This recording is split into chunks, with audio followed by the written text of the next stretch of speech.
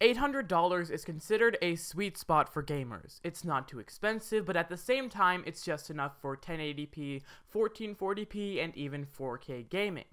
That being said, I wanted to see how much power I could pack into such a modest budget.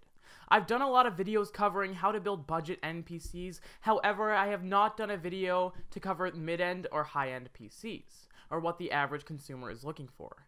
And that's what today's video will be focused on.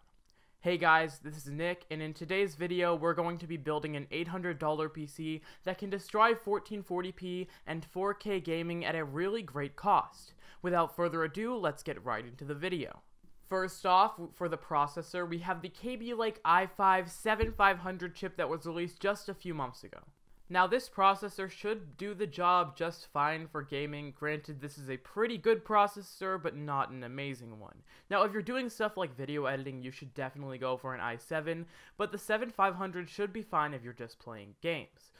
You can find this processor for $195 USD. For the motherboard, we have the MSI B250M Gaming Pro motherboard. Now, this is a more expensive motherboard, but if you want a Kabylake chip, you're going to have to pay a bit of a premium for a compatible motherboard, given the Kabylakes were just released recently. It's kind of the premium you have to pay for getting something new, I guess? It's a decent motherboard. It supports up to 32 gigabytes of RAM, and it has 2 RAM slots, but it's nothing special. But it is one of the cheaper Kabylake motherboards on the market, and that's why I chose it. And at the end of the day, this motherboard will do its job, and you'll be able to play games on it easily. This motherboard will cost you about $85 USD. For the RAM, I chose 8 gigabytes of Evo Potenza memory clocked at 2133 MHz. 8 gigabytes is a bit skimpy for $800, but with the other parts I've included, there is a reason why I could only have 8 gigabytes. But even though it is kind of on the skimpy side and most games recommend 16, 8 should do you fine. Some games recommend 16, but 8 will be more than enough for most. I played most of my games such as Rise of the Tomb Raider and Witcher 3 on 6 gigabytes of RAM before I upgraded to the rig I have now. You can buy this memory for about $55 USD. For the storage, I chose Western Digital 1TB hard drive. This storage should be enough for most people, and you can store games and movies on your hard drive with no problem. It won't be the fastest storage in the world given it's on an SSD, but it will be enough for your everyday needs. If you have a bit of extra cash though, I would try to get an SSD, but for now this should really suffice. You can pick up this storage for about $40 USD.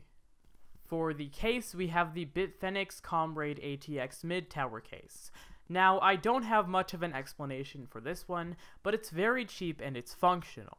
I've never been a person who's really been into cases because I just don't find a point in spending so much money on a case, even though what you really want is the power inside. I would much rather, if I had an $800 budget, I would much rather spend that money on the parts instead of the looks of the case. However, this should fit all of your computer components in this case, and you can buy this case for $30 USD, which is the primary reason why I chose this case. For the power supply, we have the Raidmax XT 500 watt power supply. This is a very cheap and usable power supply. It's not very special though, and I know if I were a consumer looking for a power supply on an 800 watt budget or an $800 budget, I would probably want something a little bit more like a 600 or 650 watt power supply. However, 500 watts should be more than enough to power this computer and all of its components. For $30, this power supply is a steal. And last but not least, for the graphics card, we have the Gigabyte GeForce GTX 1070. Now, I kind of had to cheap out for all of the other parts so I could get this one, but it is totally worth it. The GTX 1070 is an insane card that can handle almost any game in 1440p or 4K. The i5-7500 and the 8 gigabytes of RAM might bog down the performance a little bit, but with the 1070 you should expect killer performance. You can buy this card for about $380 USD, but you can probably find it cheaper now that the 1080 Ti is out.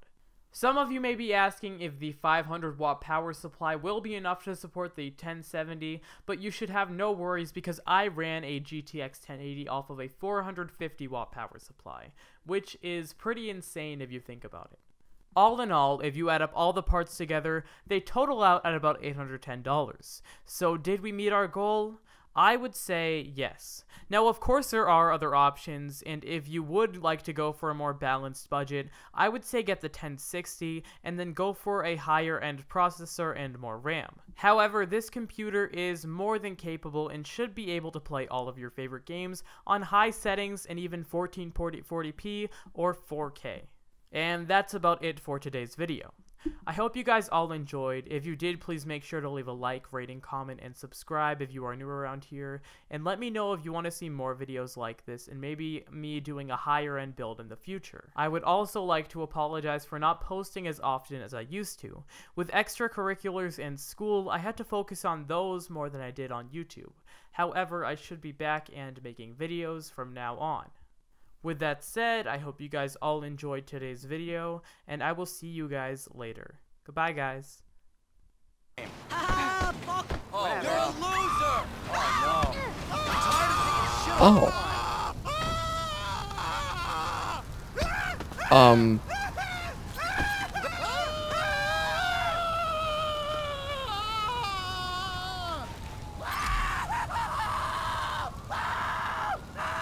I have a star.